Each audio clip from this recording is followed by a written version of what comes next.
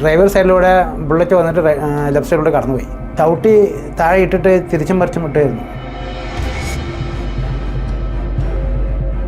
ഇരിക്കുകയാണെങ്കിൽ പിന്നെ കഴിയണം, അല്ലെങ്കിൽ ഇരിക്കാൻ പാടില്ല.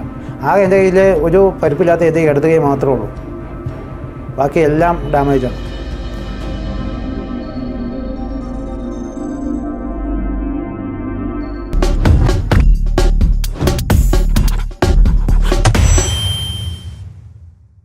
രാഷ്ട്രീയ സംഘർഷങ്ങൾ ഏറ്റവും കൂടുതൽ നടക്കുന്ന ഒരു നാടാണ് നമ്മുടെ കേരളം. രാഷ്ട്രീയ എതിരാളികളെ ഇല്ലാതാക്കാൻ ഏതു മാർഗവും പയറ്റുന്ന രാഷ്ട്രീയ പാർട്ടികളും നേതാക്കന്മാരും ഒക്കെ കേരളത്തിലുണ്ട്.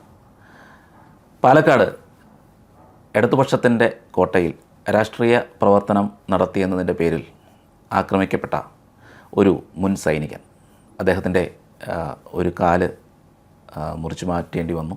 38 വെട്ടുകളാണ് അദ്ദേഹത്തിന് ഏറ്റത്. ഡോക്ടർ ഷിബു ബാലകൃഷ്ണൻ അദ്ദേഹമാണ് ഇന്ന് ബ്രേവ് ഇന്ത്യക്കൊപ്പമുള്ളത്. താൻ നേരിട്ട പ്രതിസന്ധി ഘട്ടങ്ങളെയും അതിനെ തരണം ചെയ്ത് ജീവിതത്തിൽ മുന്നേറുന്നതിനെക്കുറിച്ചും അദ്ദേഹം നമ്മളോട്, അതിൻ്റെ വിവരങ്ങളാണ് അദ്ദേഹം നമ്മളോട് പങ്കുവെക്കുന്നത്. ഡോക്ടർ ഷിബു ബാലകൃഷ്ണൻ സൈനിക ജീവിതത്തിന് ശേഷമാണ് രാഷ്ട്രീയ ജീവിതത്തിലേക്ക് വരുന്നത്.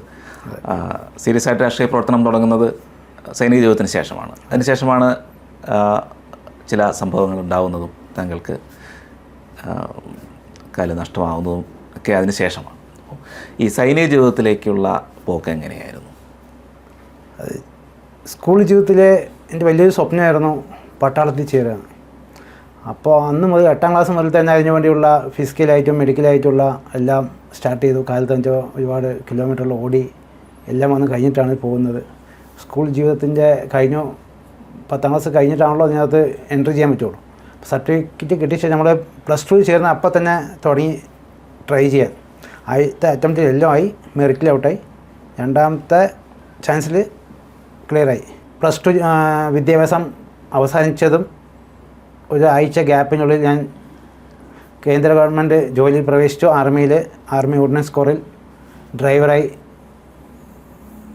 ജോലി കയറി. ട്രെയിനിങ് എല്ലാം സെക്കൻഡ് ലെവലായിരുന്നു. അവിടെ നിന്ന് ഫസ്റ്റ് പോസ്റ്റിംഗ് പഞ്ചാബ് പട്യാല. അവിടെ 2.25 വർഷം കഴിഞ്ഞ് അവിടെ നേരെ കാശ്മീരിലോട്ട് പോയി. കാശ്മീരിൽ 2.5 വർഷം സർവീസ് ചെയ്ത് നേരെ AOC സെൻറ്റർ സെക്കൻഡ് ലെവലിലോട്ട് തിരിച്ചു വന്നു. അവിടെ ഒരു 9 വർഷത്തോളം അവിടെ ചെയ്ത് അവിടെ നിന്ന് പിന്നെ അരുണാചൽ പ്രദേശിലോട്ട് പോയി. അവിടെ നിന്ന് 17 വർഷത്തെ ഈ പറഞ്ഞ 17 വർഷം 24 ദിവസത്തെ സർവീസ് പൂർത്തിയാക്കി തിരിച്ച് ഈ ഓർഡിനൻസ് എന്ന് പറയുമ്പോൾ എന്തൊക്കെയാണ് നിങ്ങൾ ആ സമയത്ത് കൈകാര്യം ചെയ്തുകൊണ്ടിരുന്നത്? നമ്മുടെ സൈനികത്തിന് വേണ്ട മുട്ടുസൂചി മുതൽ ടാങ്ക് വരെ സപ്ലൈ ചെയ്യുന്നത് ഓർഡിനൻസാണ്. അപ്പോൾ ഹെലികോപ്റ്റർ ആയിക്കോട്ടെ, പ്ലെയിൻ ആയിക്കോട്ടെ, എന്തെല്ലാം ആവശ്യത്തിനുണ്ടോ യുദ്ധത്തിന് വേണ്ട ഇൻസ്ട്രുമെൻറ്റ്സ് മുതൽ യുദ്ധത്തിന് വേണ്ട എല്ലാ ആയുധങ്ങൾ മുതൽ റോക്കറ്റ്, മിസൈൽ വരെ കൊടുക്കുന്നത് ഓർഡിനൻസാണ്. അപ്പോൾ അതിൻ്റെ ചുമതലകളിൽ ഇരുന്നപ്പോൾ സ്വാഭാവികമായിട്ടും കാശ്മീരിൽ വർക്ക് ചെയ്തു, ചൈന ബോർഡറിൽ വർക്ക് ചെയ്തു. അപ്പോൾ ചൈന ബോർഡറിൽ അത്രത്തോളം പ്രശ്നങ്ങൾ ആ സമയത്തൊക്കെ ചിലപ്പോൾ ഉണ്ടാകണമെന്നില്ല. പക്ഷേ കാശ്മീർ എന്തായാലും ഒരു പ്രശ്നബാധിത സമയമായിരുന്നു അത്. പ്രത്യേകിച്ചും എനിക്കൊന്ന് 90കളിലാണെന്ന് തോന്നുന്നു കാശ്മീരിലേക്ക് എത്തുന്നത്. അതോ 90 കഴിഞ്ഞതിന് ശേഷമാണോ?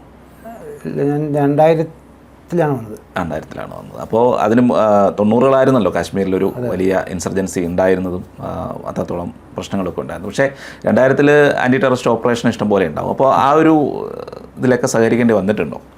ഉണ്ട്. കാരണം വെച്ചാൽ ഞാൻ പഞ്ചാബിൽ 98-ലാണല്ലോ ആർമി കയറുന്നത്. നമ്മൾ ട്രെയിനിങ് 99-ൽ പോകുമ്പോൾ തന്നെയാണ് OP പരാക്രം നടന്നുകൊണ്ടിരിക്കുകയായിരുന്നു. അതിൻ്റെ ഭാഗമായി പങ്കെടുത്തു. അതിൽ നമ്മൾ ഒരു ദിവസം സുപ്രഭാതത്തിൽ പറയുകയാണ് ഷിബു ഡ്യൂട്ടിക്ക് പോകണമെന്ന് പറഞ്ഞു. ഞാൻ നൈറ്റ് ഡ്യൂട്ടി ഡിവിഷൻ ഹെഡ്ക്വാർട്ടറിലെ നൈറ്റ് ഡ്യൂട്ടി കഴിഞ്ഞ് ഡ്യൂട്ടി ഓഫീസർ കൊണ്ട് വന്ന് ക്യാബിൽ കയറിയിട്ടുണ്ടായുള്ളൂ. അപ്പം ഞാൻ പറഞ്ഞു ഇങ്ങനെ പോകുന്നത്. ഉടനെ ഞാൻ എൻ്റെ ഡ്രസ്സെല്ലാം പാക്ക് ചെയ്തു, അഡ്വാൻസ് പാർട്ടി മൂവായി. ഞങ്ങൾ പോയി രാത്രി 2 മണിക്ക് ഞങ്ങൾ പാകിസ്ഥാനത്തെ എൻ്ററായി. അതിർത്തി വരെ ക്രോസ് ചെയ്ത് ഞങ്ങൾ അകത്തോട്ട് പോയി. കാരണം അഡ്വാൻസ് പാർട്ടി അന്ന് അടൽ ബിഹാരി വാജ്പേയി ആയിരുന്നു പ്രധാനമന്ത്രി. അമേരിക്ക യാത്രയിലായിരുന്നു. അവിടെ നിന്നാണ് അവരാണ് കണ്ടുപിടിച്ചത് ഇന്ത്യൻ പട്ടാളം ഇതിനകത്ത് കയറിയെന്ന്.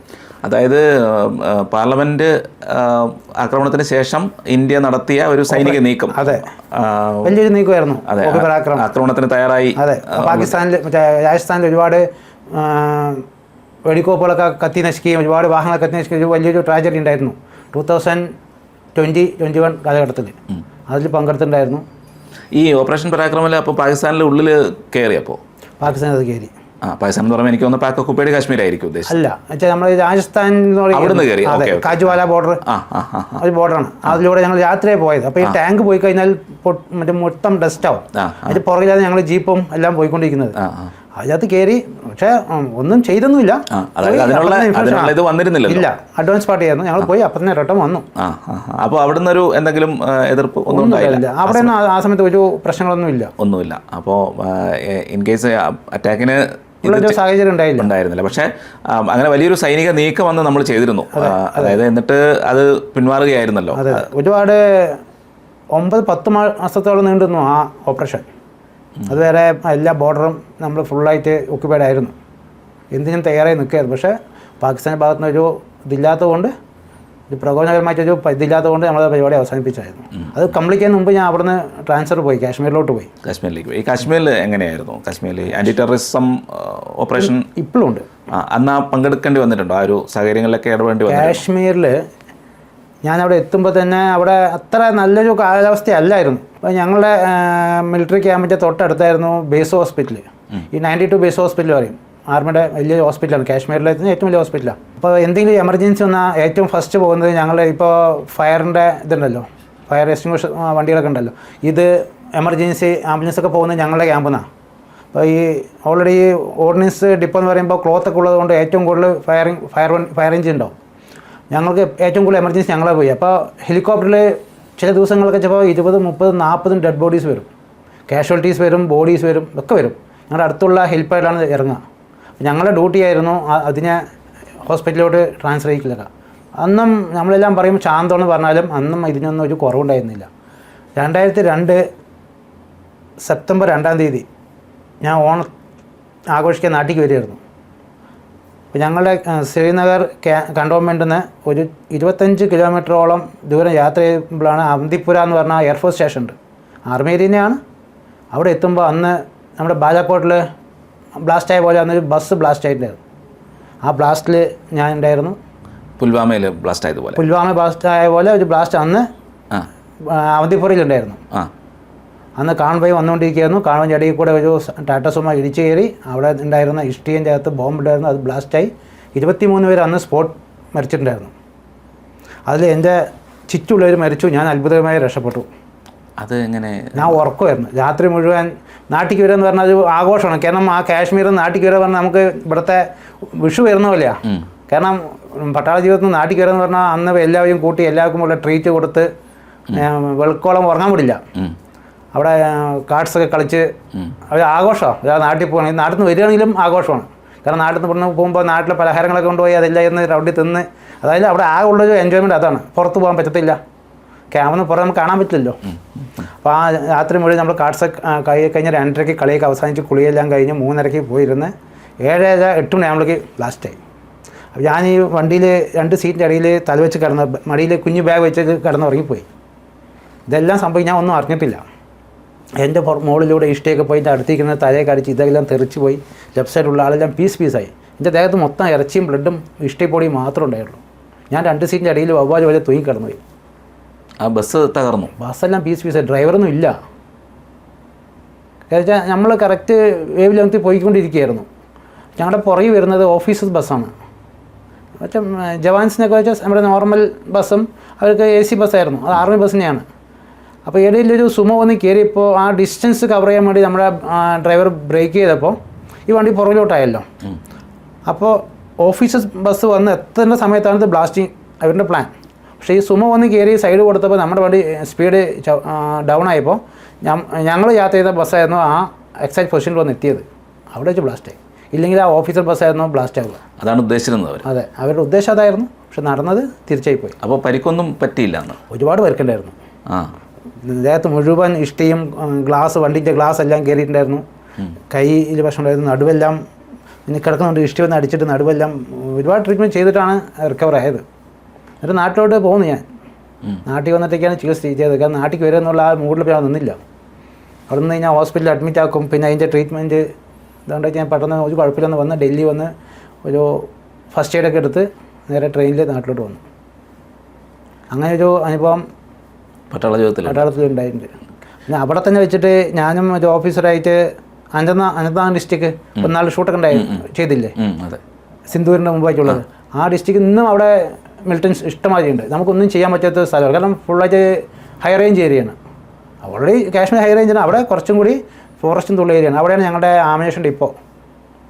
ആ ഡിപ്പോയിൽ ഞങ്ങൾ വിസിറ്റിന് പോകുന്ന സമയത്ത് വണ്ടിയുടെ ഡ്രൈവർ സൈഡിലൂടെ ബുള്ളറ്റ് വന്നിട്ട് ലെഫ്റ്റ് സൈഡിലൂടെ കടന്നുപോയി.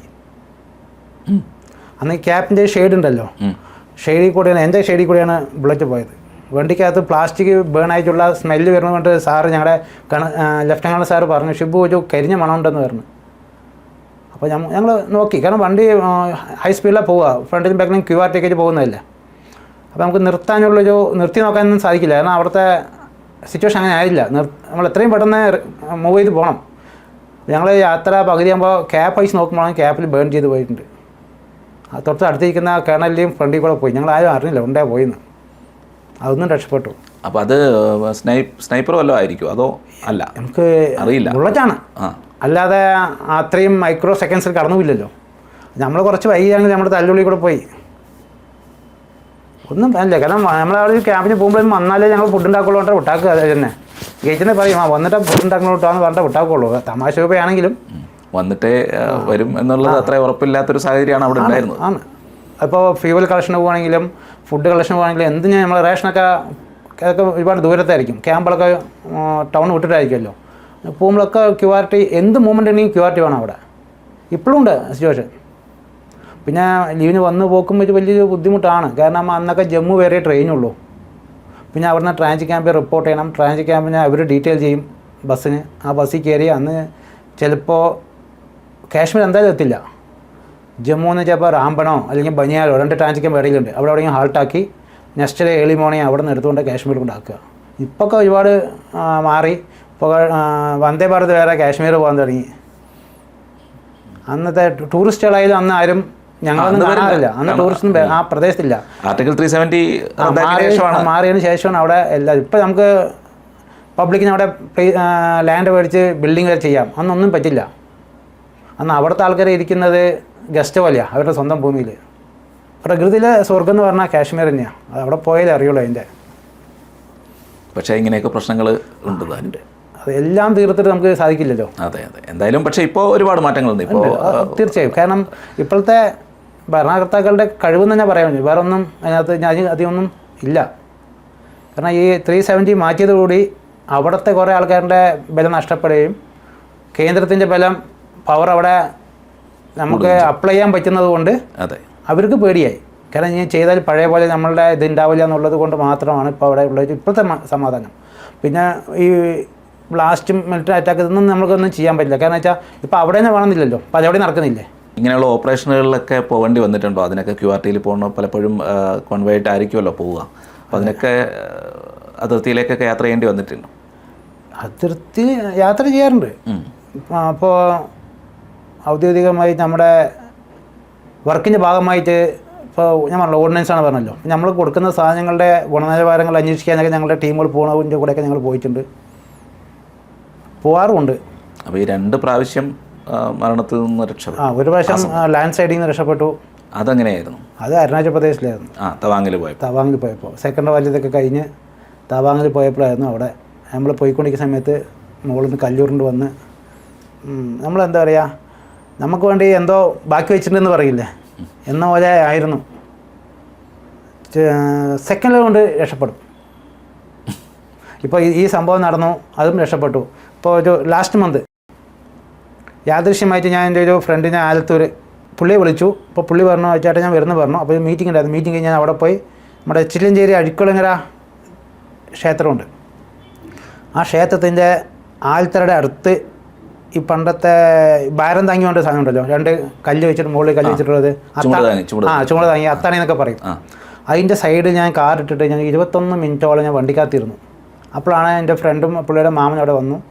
ഞങ്ങൾ സംസാരിച്ചു, ഒരു 10 മിനിറ്റ് സംസാരിച്ച് പിരിയാൻ നേരത്ത് അതുവരെ മാമൻ ആ ആൽത്തറയുടെ കല്ല് ഇരിക്കേണ്ടായിരുന്നു. അപ്പോൾ ഞാൻ പറഞ്ഞു, മാമ അങ്ങോട്ട് വാ, നമുക്ക് പിരിയാം എന്ന് പറഞ്ഞ് പുള്ളിയെ വിളിച്ച്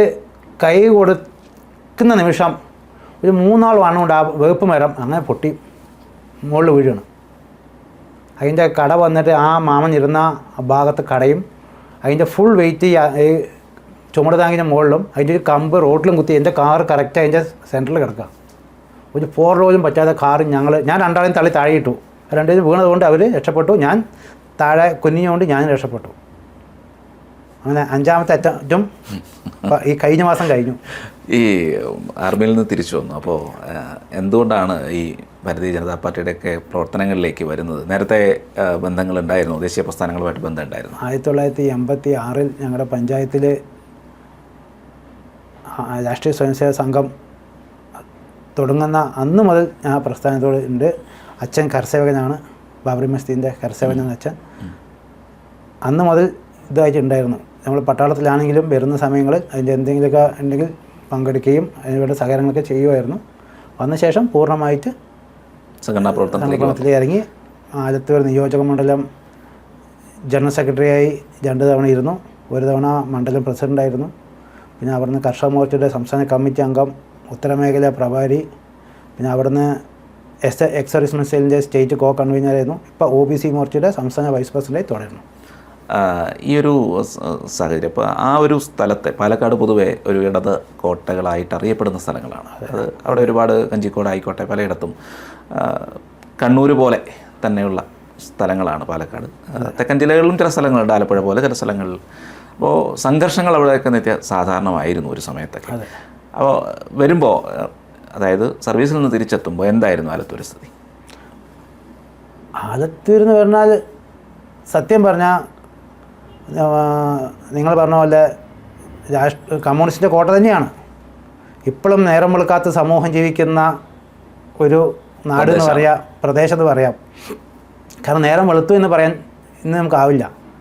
കാരണം ഇപ്പോൾ എൻ്റെ പഞ്ചായത്ത് ആയിക്കോട്ടെ, എൻ്റെ പഞ്ചായത്ത് തന്നെയാണ് CK Rajendran, KE Ismail, CT Krishnan മന്ത്രിമാരും പഴയ MLA ഇരിക്കുന്ന ഒരു കമ്മ്യൂണിസ്റ്റ് കോട്ടയിലാണ് എൻ്റെ വീട്. ഇന്നും എന്തെങ്കിലും പരിപാടി ഉണ്ടെങ്കിൽ അവരുടെ ആ പ്രവർത്തനം കണ്ടാൽ നമ്മൾ കരുതും നമ്മൾ ഇപ്പോഴും 17th 18th ജീവിക്കുന്ന പോലെ നമുക്ക് തോന്നുക.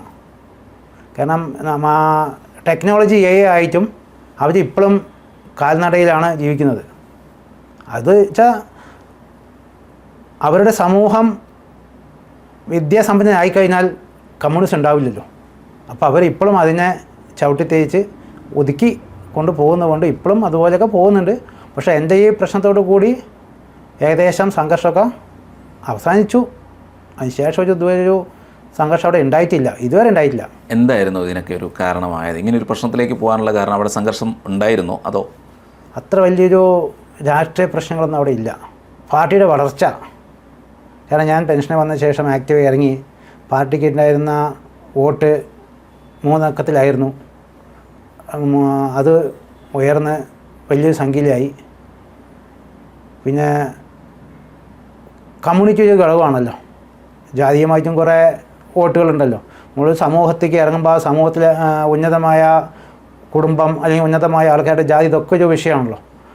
ഒരാൾ ഉയർന്നു പോകുമ്പോൾ അയാളെ കലി പിടിച്ച് വലിച്ച് താഴെയിട്ടില്ലെങ്കിൽ ഞങ്ങളുടെ പ്രസ്ഥാനം നശിക്കുമെന്നുള്ളൊരു ചിന്താഗതി, കമ്മ്യൂണിസ്റ്റ് ചിന്താഗതിൻ്റെ ഭാഗമാണ് ഈ ഒരു സംഘർഷം. അല്ലാതെ ഞാനായിട്ട് അവിടെ ഒരു സംഘർഷം ഉണ്ടാക്കിയിട്ടില്ല. നമ്മൾ ഏറ്റവും കൂടുതൽ നമ്മൾ ജാതിയോ മതമോ പാർട്ടിയോ നോക്കാതെയായിരുന്നു നമ്മളെല്ലാവരും സഹായിച്ചുകൊണ്ടിരുന്നത്. അതിൽ കമ്മ്യൂണിസ്റ്റുകാരും സഹായിച്ചിട്ടുണ്ട്, പലരും സഹായിച്ചിട്ടുണ്ട്. ഒരു സഹായം തേടി വന്നാൽ നമ്മൾ ആരെയും പിന്തിരിപ്പിക്കില്ല. അങ്ങനെ സഹായിച്ച് പോയ അവസ്ഥയിൽ നിന്നാണ് എനിക്കൊരു അനുഭവം ഉണ്ടായത്. അതിനു മുന്നേ എന്തെങ്കിലും അറിവുണ്ടായിരുന്നോ ഇങ്ങനെ ഒരു പ്ലാനിങ് ഉണ്ട് എന്നുള്ളത്? അല്ലെങ്കിൽ ചാൻസ് ഉണ്ട്, സാധ്യതയുണ്ട്? പൊതുവെ അങ്ങനെ ഇടതുപക്ഷ മേഖലകളിൽ ഇങ്ങനെ ഒരു പ്രശ്നങ്ങളുണ്ടെങ്കിൽ നമ്മളത് പ്രതീക്ഷിക്കാറുണ്ട് പലപ്പോഴും, ഇങ്ങനെയൊക്കെ ഉണ്ടാകും എന്നുള്ളത്, നമ്മൾ ടാർഗറ്റ് ചെയ്യപ്പെടുമെന്നുള്ളത് ഉണ്ടാകാറുണ്ട്, ശ്രദ്ധിക്കാറുണ്ട്. അപ്പോൾ അങ്ങനെ എന്തെങ്കിലും സാധ്യത തോന്നിയിരുന്നോ? തീർച്ചയായും ഈ സംഭവം നടക്കുന്നതിൻ്റെ തലേ ദിവസം വരെ ഒരാഴ്ച ഞാൻ നാട്ടിലുണ്ടായില്ല. ഞാൻ സേലത്ത് വേറെ ഒരു കാര്യത്തിന് വേണ്ടി പോയിട്ട് ഞാൻ 1-ാം തീയതി രാത്രിയാണ് വീട്ടിലെത്തിയത്.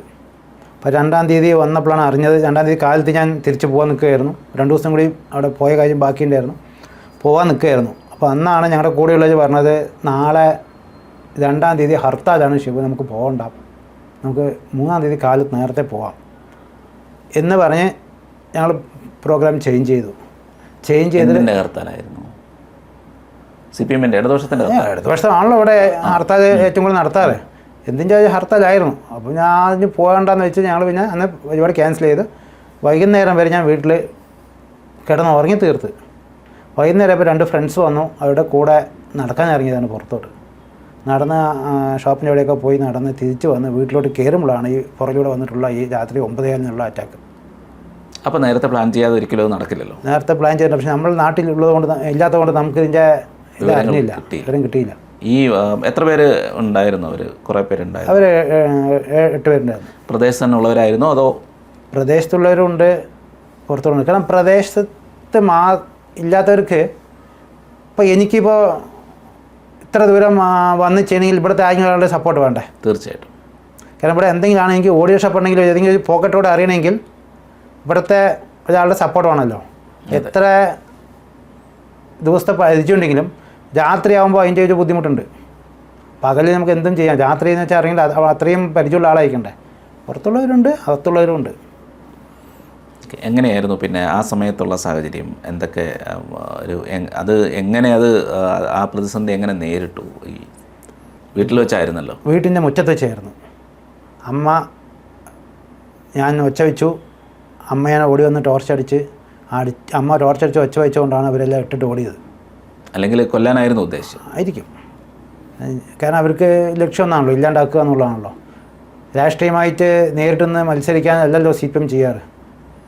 അവരിപ്പോൾ TP ചന്ദ്രശേഖരൻ ആയിക്കോട്ടെ ആരെയൊക്കെയുള്ള ഇല്ലാണ്ടാക്കില്ലേ. ഇപ്പോൾ OBC മോർച്ചയുടെ തന്നെ അഡ്വക്കേറ്റ് ജി നബിയൊക്കെ ഒന്നും ചെയ്യാത്ത ആളെ കാലത്ത് 5 മണിക്ക് വീട്ടിൽ കയറി അമ്മയുടെയും ഭാര്യയുടെയും മുന്നിട്ട് വെട്ടി അന്ന പോലെയായിരുന്നു എൻ്റെ വീട്ടിലുണ്ടായിരുന്നത്. ഈ എല്ലാവരും ഒരുമിച്ച് ഒരാളെ ആക്രമിക്കുകയായിരുന്നു. ഇത്രയും വെട്ട് 38 വെട്ടുകളിൽ? അതെ, ഉണ്ട്. ഇത്രയും വെട്ടുകൾ ഇത്ര സമയം കൊണ്ട് ചെയ്യണമെന്നുണ്ടെങ്കിൽ എല്ലാവരും ഒരുപോലെ ചെയ്തല്ലേ? ചവിട്ടി താഴെ ഇട്ടിട്ട് തിരിച്ചും മറിച്ചും വിട്ടായിരുന്നു. ഓരോ ആൾക്കാർ എൻ്റെ എല്ലാ ജോയിൻറ്റിലും മുറിയാണ്. ഞാൻ കാണിച്ചു തരാം പിന്നീട്. എല്ലാ ജോയിൻറ്റിലും മുറിയാണ്. ആകെ ഞകത്ത് അവശേഷിച്ച് എണീറ്റ് നടക്കരുത് എന്നുള്ള ഇതിലോട് തന്നെയാണ്. ഒന്നുകിൽ മരിക്കണം അല്ലെങ്കിൽ എണീറ്റ് നടക്കരുത്. ഇരിക്കുകയാണെങ്കിൽ പിന്നെ കഴിയണം, അല്ലെങ്കിൽ ഇരിക്കാൻ പാടില്ല. ആകെ എൻ്റെ കയ്യിൽ ഒരു പരിക്കില്ലാത്ത ഇത് ഇടത് കൈ മാത്രമേ ഉള്ളൂ, ബാക്കി എല്ലാം ഡാമേജാണ്. അത് അങ്ങനെ ഒരു സംഘർഷങ്ങളോ പ്രശ്നങ്ങളോ ഭീഷണിയോ ഒന്നും ഉണ്ടായിട്ടില്ല നേരത്തെ? എനിക്കൊരു സൂചന എനിക്ക് കിട്ടിയിട്ടില്ല. കാരണം ഞാനിങ്ങനെ അധികം പബ്ലിക്കിൽ ഈ പുറത്ത് കറങ്ങാറില്ല. ഞാൻ പോകുന്നു, എൻ്റെ സംഘടന വർക്ക് ചെയ്യുന്നു, നേരെ വീട്ടിൽ വരുന്നു.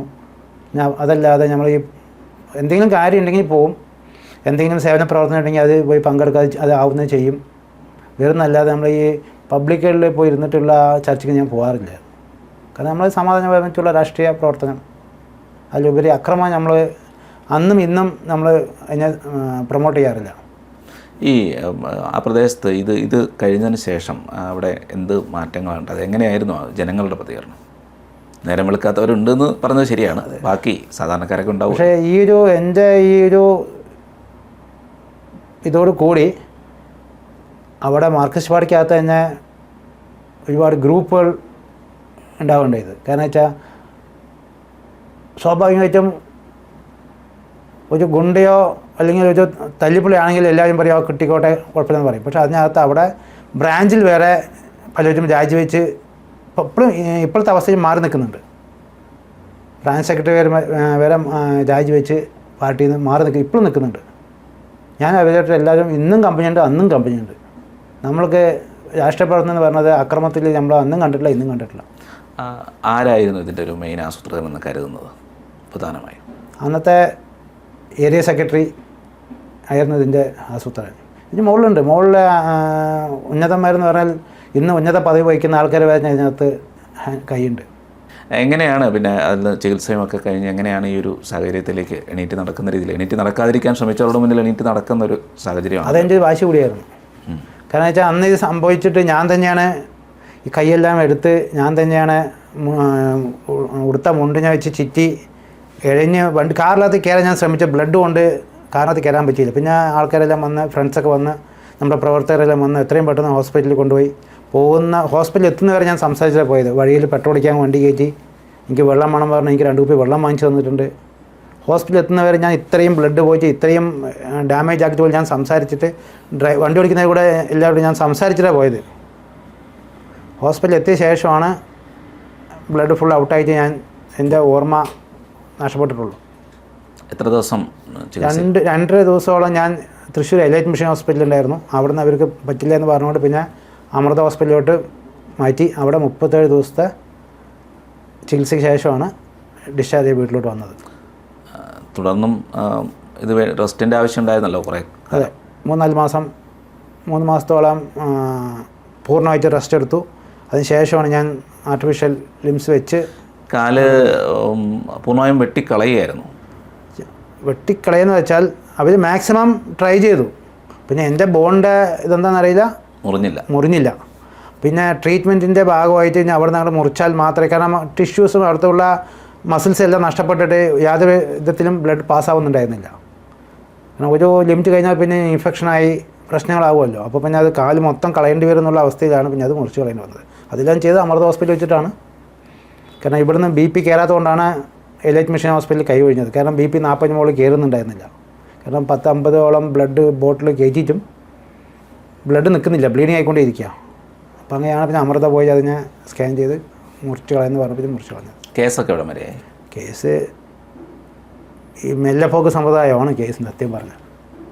ഇപ്പോൾ ലാസ്റ്റായിട്ട് ഡേറ്റ് നീട്ടിയത് 1 വർഷത്തോട്ടാണ്. ഫാസ്റ്റ് ട്രാക്ക് കോടതിയിലാണ് കേസ് നടക്കുന്നത്. അവിടെ തന്നെ 1 വർഷത്തെ ഗ്യാപ്പാണ് കിട്ടിയിരിക്കുന്നത്. അപ്പോൾ ഈ കുറ്റകൃത്യത്തിൽ പങ്കാളികളായവരെല്ലാവരെയും പിടിക്കാൻ പോലീസിന് കഴിഞ്ഞിരുന്നു എന്നാണ്? പൂർണ്ണമായിട്ടും കഴിഞ്ഞിട്ടില്ല. കാരണം നമ്മൾ പറഞ്ഞ ആ ഒരു ഡെപ്തയ്ക്ക് കേസ് എത്താത്തതുകൊണ്ട് വീണ്ടും ഒരു അന്വേഷണം വേണം പറഞ്ഞാൽ നമ്മൾ കൊടുത്തിട്ടുണ്ട്. ആ അന്വേഷണത്തിൻ്റെ ഭാഗമായിട്ട് ഇനിയും കുറേ ആൾക്കാർ ഈ കേസുമായിട്ട് ഇതിൻ്റെ പ്രതികളായിട്ടും ഗൂഢാലോചനയുടെ ഭാഗമായിട്ടും ഇനിയും പലരും ഇതിനകത്ത് വരാനുണ്ട്. ഈ പഠനത്തിൻ്റെ അത് കഴിഞ്ഞ് പിന്നെ എണീറ്റ് നടക്കുക എന്നുള്ളത് മാത്രമല്ല, പഠിച്ച് മുന്നോട്ട് പോകുക എന്നുള്ളതും കൂടെ ഒരു പ്രതിജ്ഞയുടെ ഭാഗമായിരുന്നു. അത് വെച്ചാൽ നമ്മൾ ഇപ്പോൾ എന്തായാലും ഇനിയിപ്പോൾ ഓടിച്ചാടി ഒരു ഇതിന് പറ്റില്ല എന്ന് അറിഞ്ഞുകൊണ്ടാണ് നമ്മൾ ഈ കുട്ടികൾക്ക് വിദ്യാഭ്യാസ ബന്ധമായിട്ട് തൃശ്ശൂർ വയസ്സിട്ടൊരു സ്ഥാപനം തുടങ്ങി. അപ്പോൾ അതിൻ്റെ കൂടെ ഇത്രയും പേര് പഠിക്കുന്നുണ്ടല്ലോ, നമുക്ക് എന്തുകൊണ്ട് പഠിച്ചുകൂടാന്നുള്ള ഞാനും ഡോക്ടർ മനോജ് ആയിട്ട് തമ്മിൽ ആലോചിച്ചിട്ടാണ് പിന്നെ ഞങ്ങൾ ഈ പഠനത്തിൻ്റെ വഴിക്ക് പോയത്. അതിന് ഇപ്പോൾ PhD കഴിഞ്ഞു. ഇപ്പോൾ അടുത്ത് LLBക്കുള്ള ട്രെയിനിങ് ആണ്. നമുക്ക് ആകെ ഏത് വയസ്സിലും ചെയ്യാൻ പറ്റുന്നൊരു ഇതാണല്ലോ വിദ്യാഭ്യാസം. ഈ ഒരു സാഹചര്യം, അതായത് എന്തൊക്കെ പറഞ്ഞാലും ഒരു സൈനികനായിരുന്നു. അപ്പോൾ ശാരീരികമായിട്ടുള്ളൊരു കാര്യം എപ്പോഴും നമ്മുടെ ഒരു കരുത്തിൻ്റെ ഭാഗമാണ്. അപ്പോൾ അവിടെയാണ് ഇങ്ങനൊരു ആഘാതം ഉണ്ടായത്. അതിനെ എങ്ങനെയാണ് നേരിട്ടത് മാനസികമായി? അതൊരു വലിയൊരു വിഷമമുള്ള കഥയാണ്. കാരണം വെച്ചാൽ ഇത് നടക്കുന്ന ദിവസം വരെ ഞാൻ കാലത്ത് ഒരു 5 to 6 കിലോമീറ്റർ റൺ ചെയ്യും, കുറേ വാക്ക് ചെയ്യും. അത് കഴിഞ്ഞ് ക്ലബ്ബിൽ പോയി ഷട്ടിൽ കളിക്കും, ഒരു 5-6 സെറ്റ് ഷട്ടിൽ കളിക്കും. അത് കഴിഞ്ഞ് വന്ന് കുളത്തിൽ വന്ന് സ്വിമ്മിങ് കഴിഞ്ഞ ശേഷമാണ് വന്നിട്ട് ബ്രേക്ക്ഫാസ്റ്റ് കഴിക്കുക. അത്രയും ഞാൻ ബോഡി മെയിൻറ്റെയിൻ ചെയ്തുകൊണ്ട് പോയതാണ്, ഫിസിക്കലായിട്ട് മെയിൻറ്റെയിൻ ചെയ്തുകൊണ്ട് പോയൊരു സമയത്താണ് ഇങ്ങനെ സംഭവിക്കുന്നത്. പക്ഷേ എന്ത് നഷ്ടപ്പെട്ടാലും പിന്തിരിയില്ല എന്നുള്ള നമ്മുടെ ഒരു വാശി ഉണ്ടല്ലോ, ആ ആർമിയിൽ ഉണ്ടാക്കിയിട്ടുള്ളൊരു ഊർജ്ജം ഉണ്ടല്ലോ, അതിന് ഞാൻ മുറുക്ക പിടിച്ചു. എത്രയും പെട്ടെന്ന് കാൽ വെച്ച് എനിക്ക് പബ്ലിക്കിന് മുന്നിൽ തിരിച്ചെത്തണം എന്നുള്ള വാശി, ഇത് ചെയ്തവരുടെ മുന്നിൽ വീണ്ടും ഞാൻ പഴയ പോലെ ആവണം എന്നുണ്ടായിരുന്ന എൻ്റെ ദൃഢപ്രതിജ്ഞ എല്ലാം എന്നെ ശക്തി കൂട്ടാൻ സഹായിച്ചു. അവരുടെ മുന്നിൽ കൂടിയാണ് ഇന്ന് ഞാൻ കാറിൽ യാത്ര ചെയ്യുന്നത്. ഞാൻ സ്വയം ഡ്രൈവ് ചെയ്ത് കാർ യാത്ര ചെയ്യുന്നുണ്ട്. മുന്നത്തെ വിഷു ഞാൻ നടന്ന് ശബരിമല കയറി അയ്യപ്പനെ ദർശിച്ച് വന്നു. കഴിഞ്ഞ പ്രയാഗിൽ കുംഭമേളയ്ക്ക് പോയി ഗംഗാസ്നാനം കഴിഞ്ഞ് വന്നു. ഇപ്പോൾ നമ്മുടെ കഴിഞ്ഞ കേരള കുംഭമേളയിൽ പോയി പങ്കെടുത്തു. അതിൻ്റെ പാലക്കാട് ജില്ലാ കോർഡിനേറ്ററായിരുന്നു രഥയാത്രയുടെ. അത് എന്നെ ഏൽപ്പിച്ച പണി മുഴുവൻ ഞാൻ ഭംഗിയായി ചെയ്തു കൊടുത്തു. അപ്പോൾ സംഘടനാ പ്രവർത്തനങ്ങൾ ചെയ്യാൻ കഴിയുന്ന രീതിയിൽ വീണ്ടും നടന്നുകൊണ്ടിരിക്കുകയാണ്. തീർച്ചയായും സംഘടന ആയിക്കോട്ടെ, പാർട്ടി ആയിക്കോട്ടെ, എന്തും എന്നെ ഏൽപ്പിച്ച പണി ആവുന്ന അത്രയും ഞാൻ എഫേർട്ട് എടുത്ത് ഞാൻ ചെയ്തു കൊടുക്കും. അതിനകത്തൊരു വെള്ളം ചേർക്കലില്ല. ഇപ്പോൾ അവിടെ സംഘടനയുടെ വളർച്ച എങ്ങനെയാണ്? നല്ല രീതിയിൽ മാറ്റങ്ങളുണ്ടായോ? അവിടുത്തെ ജനങ്ങളെ സ്വാധീനിക്കുന്ന തരത്തിലേക്ക് ഉയർന്നോ?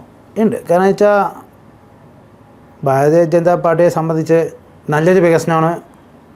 അവിടെ നിന്ന് മാത്രമല്ല, മൊത്തം കേരളത്തിലേ ഉണ്ട്. ഒരു മോദി എഫക്റ്റ് എന്ന് പറയില്ലേ, ആ എഫക്റ്റ് അവിടെയുണ്ട്. അപ്പോൾ കമ്മ്യൂണിസ്റ്റുകാരുടെ പലരുടെയും ഫോണിൽ നോക്കിയാൽ വാൾ പേപ്പർ നരേന്ദ്രമോദിയാണ്. കാരണം അവർക്കത് പുറത്ത് പറയാൻ പറ്റില്ലെങ്കിൽ അവർ ഉള്ളിൽ നമ്മുടെ മോദി അവരും അംഗീകരിക്കുന്നുണ്ട്. നമ്മളൊക്കെ അറിയപ്പെടുന്ന 1-2 നേതാക്കന്മാരുടെയൊക്കെ ഫോണിൽ ഞാൻ ചോദിച്ചാൽ ഞങ്ങളെയൊക്കെ ഇങ്ങനെ ഡിസ്കസ് ചെയ്യുമ്പോൾ അവർ പറയും ഞങ്ങളുടെ കയ്യിലുണ്ട് മോദിയുടെ ഫോട്ടോ കാണിച്ചു തരും ഫോണിൽ. കാരണം ഇങ്ങനെയുള്ള ആളുള്ളത് കൊണ്ടാണ് ഇന്ന് ഇന്ത്യയുടെ സ്ഥാനം ലോകരാജ്യങ്ങളിൽ ഇത്രയും ഉയർച്ചെത്തിയതും. അത് എക്കണോമി ആയിക്കോട്ടെ, മാൻ പവർ ആയിക്കോട്ടെ, ഡിഫൻസ് ആയിക്കോട്ടെ, എന്തിനായിക്കോട്ടെ എല്ലാത്തിനും ഇത്രയും വലിയൊരു പൊസിഷനിൽ എത്താൻ ആ ഒരു വ്യക്തിയുടെ മാസ്റ്റർ മൈൻഡാണെന്ന് പറഞ്ഞ് അവരൊക്കെ അവരുടെ റോൾ മോഡലാണ് മോദി. അതിന് കമ്മ്യൂണിസം BJP ഒന്നുമില്ല. കാരണം ആൾ ചെയ്യുന്ന പ്രവൃത്തി അങ്ങനെയാണ്. ഈ സദാനന്ദൻ മാഷിൻ്റെ കാര്യം അറിയാമല്ലോ. അദ്ദേഹം ഇപ്പോൾ രാജ്യസഭയിൽ MP ആണ്. രാജ്യസഭയിൽ ഈ ഒരു കാര്യം പറയുകയും ചെയ്തു. അതുപോലെ നിരവധി ആളുകൾ കേരളത്തിലുണ്ട്. ബലിദാനം ചെയ്ത ആളുകളുടെ കുടുംബങ്ങളുണ്ട്. ഇതുപോലെ അംഗഭംഗം വന്നവർ ഇങ്ങനെ ശാരീരികമായി ആക്രമിക്കപ്പെട്ടും ഇന്നും ജീവിക്കുന്ന നിരവധി പേരുണ്ട്. ഇവരെയൊക്കെ ആരെങ്കിലുമൊക്കെ പരിചയപ്പെട്ടിരുന്നോ? പിന്നെ OK മോഹൻജിയുടെ കൂടെ ഞാൻ ജയിലിൽ കിടക്കുന്നവരുടെയൊക്കെ വീടുകളിൽ യാത്ര ചെയ്തിട്ടുണ്ട്. പിന്നെ ഇങ്ങനെ സംഭവിക്കുമ്പോൾ നമ്മൾ പോയി വരാറുണ്ട്. ഇപ്പോൾ നമ്മുടെ പാലക്കാട് 2 സംഭവം നടന്നു. അന്നൊക്കെ നമ്മൾ മോർച്ചെടുത്ത് ബോഡി വാങ്ങിക്കുന്ന ആ നിമിഷം വരെ അവരുടെ അന്ന് മുതൽ അത് കഴിയുന്നവരൊക്കെ അവരുടെ കൂടെ നിൽക്കുന്നിട്ടും ശരി വന്നിട്ടൊന്നുമില്ലാതെ പിന്നെ ഒരു ബന്ധപ്പെടില്ല. പിന്നെ മാഷായിട്ട് പല വേദികളിലും ഞങ്ങൾ ഒരുമിച്ച് ഉണ്ടായിട്ടുള്ളത് കൊണ്ട് ആ ഒരു ബന്ധം ഉണ്ട്. അത്രയേ ഉള്ളൂ. ഭാവിയിലെ പ്രവർത്തനങ്ങളെക്കുറിച്ച് എന്തൊക്കെയാണ് ഇപ്പോൾ കാണുന്നത്? എന്താണോ സംഘടന ഏൽപ്പിക്കുന്നത് അത് എന്നിലാവുന്ന എല്ലാ ശക്തി ഉപയോഗിച്ച് ഞാൻ ചെയ്തു കൊടുക്കും. അതിൽ നിന്ന് മാറ്റമില്ല. പ്രസ്ഥാനം തന്നെയാണ് വലുത്, സംഘടന തന്നെയാണ് വലുത്. ആ സംഘപ്രസ്ഥാനം ആയിക്കോട്ടെ അല്ലെങ്കിൽ ഏത് പാർട്ടി എന്തായിക്കോട്ടെ, എന്നെ ഏൽപ്പിക്കുന്നോ അത് ഞാൻ പൂർണ്ണമായി ചെയ്ത് അവസാനിപ്പിക്കും. ഇങ്ങനെയുള്ള സാഹചര്യങ്ങളിൽ കേരളത്തിൽ രാഷ്ട്രീയ പ്രവർത്തനം ചെയ്യുന്ന ദേശീയ പ്രസ്ഥാനത്തിൻ്റെ ആളുകൾ ഒരുപാട് ഈ രീതിയിൽ അനുഭവങ്ങൾ ഉണ്ടായിട്ടുണ്ട്. ഇനിയും ചിലപ്പോൾ ഇത് ഉണ്ടാകാം. അപ്പോൾ അങ്ങനെയുള്ള സാഹചര്യത്തിൽ അവരോടൊക്കെ മൊത്തത്തിൽ പറയാനുള്ളൊരു കാര്യം എന്താണ്? നമ്മൾ ഏത് പ്രസ്ഥാനത്തിന് വേണ്ടിയാണോ ഈ യാതന അനുഭവിക്കുന്നത് ആ പ്രസ്ഥാനത്തെ നെഞ്ചോട് ചേർത്ത് ജീവിതാവസാനം വരെ കൊണ്ടുപോകണം എന്നുള്ള ഒറ്റ അഭ്യർത്ഥന മാത്രമേ എനിക്ക് അവരോടുള്ളൂ. കാരണം വെച്ചാൽ നമ്മൾ എന്തിനു വേണ്ടി സാക്രിഫൈസ് ചെയ്തു, നാളെ എന്തെങ്കിലും ഒരു ലാഭത്തിന് വേണ്ടി നമ്മൾ ആ പ്രസ്ഥാനത്തെ തള്ളി പറഞ്ഞാൽ നമ്മൾ ചെയ്യുന്ന ഏറ്റവും വലിയൊരു വഞ്ചനയാവും. അത് ചെയ്യാതെ എന്തിനാണോ നമ്മൾ ഈ ജീവിതം ത്യജിച്ചത്, ഹോമിച്ചത്, ആ പ്രസ്ഥാനത്തിന് അവസാനം വരെ ആ ഒരു പ്രസ്ഥാനത്തിൻ്റെ പതാക ഇട്ട് മൂടി അവസാനിക്കുന്ന വരെ പ്രവർത്തിക്കണം എന്നുള്ള ഒരു അഭ്യർത്ഥന മാത്രമേ എനിക്ക് എല്ലാവരോടും ഉള്ളൂ.